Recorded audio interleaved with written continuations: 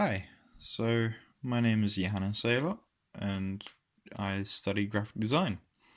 This presentation is, well, it's for my dissertation, as I'm sure you know, and my working title at the moment is Graphic Design and Propaganda Then and Now.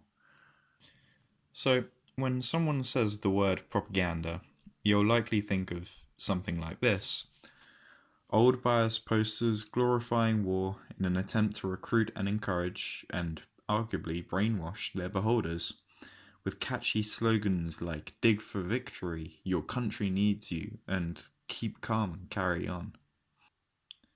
Well, this idea of propaganda being some kind of evil tool or political ideal being pushed onto the masses is really only one that was recently constructed from the course of the last 20th century. Before that, it was a pretty neutral term.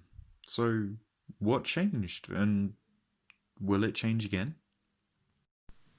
Well, we like to associate propaganda with wars of yesterday, as we point and laugh at how inaccurate they were. We still fall for them today, really. If anything, we live in an age where propaganda is more easily fed to us, now more than it ever has before. This makes it pretty vital to our society, whether we like to admit it or not. So, my overarching goal for this dissertation is to study contemporary propaganda and compare it to historical propaganda, how it impacts us presently and historically, and what it uses in order to be successful.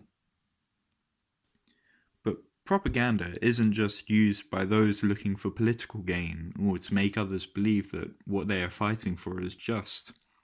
It's also used in many social settings in an attempt to push an ideal that is either a goal one wishes to achieve or a reality to show off to others. To our unprecedented accessibility to propaganda, many people have repurposed it for ridicule and satire, because everyone has an opinion, and everyone is wrong.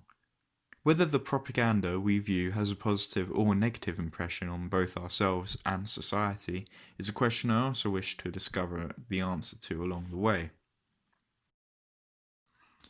Propaganda relies almost entirely on semiotics and context. Without this, they bear very little meaning to those who view them. This poster was made from the Chinese Cultural Revolution, depicting a common worker attacking Deng Xiaoping and Liu Shaqi, who were both big political figures in China at the time. Without this context, though, it doesn't stand out against other posters and make itself memorable to a Western audience, because it was never meant to be. The Cultural Revolution wasn't one that directly affected our European society. Our children don't learn about this in school. They're instead taught about World War I and II, so they learn about those posters instead. The names and depictions here don't hold the same weight that another familiar print may have. But discovering what makes propaganda tick will be very insightful and interesting. Knowing just what it takes to convince and sometimes deceive the masses may help one think for themselves, or at the very least be more aware of how graphic design can be used to manipulate those who look at them. Perhaps tactics uncovered here can be adjusted and used for other applications in one's work. For what is advertising if not just corporate propaganda? Thank you.